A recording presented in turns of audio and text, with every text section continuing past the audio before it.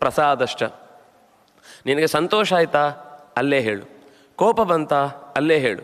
ಅದು ಬಿಟ್ಟು ಕೋಪವನ್ನು ಒಳಗಿಟ್ಟುಕೊಳ್ಳೋದು, ಸಂತೋಷ ಆದರೂ ಹೇಳದೇ ಇರುವುದು, ಇದು ನಿಜವಾಗಿಯೂ ನಿನ್ನನ್ನು ಎತ್ತರದ ಸ್ಥಾನದಿಂದ ಕೆಳಗೆ ಬೀಳಿಸಿ ಹಾಕುತ್ತೆ. ಆದರೆ ಕೋಪ ಮಾಡಿಕೊಂಡ ಕ್ಷಣದಲ್ಲಿ ಎದುರುಗಡೆ ಅವನು ಬೇಸರ ಮಾಡ್ಕೊಳ್ಬಹುದು.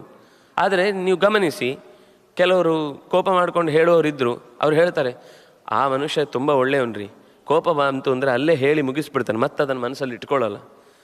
ಈ ಕೆಲವ್ರದ್ದು ಅರ್ಥನೇ ಆಗೋದಿಲ್ಲ, ಭಾರೀ ನಗ್ತಾ ನಗ್ತಾ ಹೂ ಹೂ ಅಂದಿರ್ತಾರೆ, ಅಲ್ಲಿ ಹೋದ್ಮೇಲೆ ಸೈನೇ ಹಾಕೋದಿಲ್ಲ, ಅಲ್ಲಿ ಹೋದ್ಮೇಲೆ ಇನ್ನೇನೋ ಒಂದು ಕೊಡಬೇಕಾದ ಕಾರ್ಯವನ್ನು ಯಾರಿಗೂ ಹೇಳಬೇಕಾದನ್ನು ಹೇಳುವುದೇ ಇಲ್ಲ. ಅವ್ರಿಗೆ ಕೋಪ ಬಂದಿದೆ ಅಂತಲೂ ಗೊತ್ತಾಗೋದಿಲ್ಲ. ಇಲ್ಲಿ ನಗ್ತಾ ಹೋಗಿ ಮಾತಾಡಿದರೆ ಅಲ್ಲಿ ಏನಾಗಿದೆ, ನಿಜವಾಗಿ ಏನು ನಡೆಯಿತು ಒಂದು ಕೊನೆಗೂ ಗೊತ್ತಾಗೋದಿಲ್ಲ, ಕಾರ್ಯ ಎಲ್ಲ ಹಾಳಾಗಿ ಹೋಗುತ್ತೆ.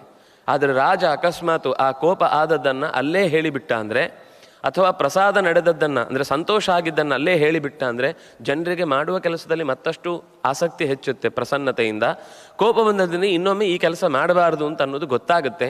ಇದಿಷ್ಟು ರಾಜನಾಗಿ ಅವನು ಬಹಳ ಚಿರಕಾಲ ಬದುಕಲಿಕ್ಕೋಸ್ಕರ ಮಾಡಿಕೊಳ್ಬೇಕಾದ ಕೆಲವು ನಿಯಮಗಳು. ತ್ವಂತು ರಾವಣ ದುರ್ಬುದ್ಧಿ ಗುಣೈ ಏತೈ ವಿವರ್ಜಿತ.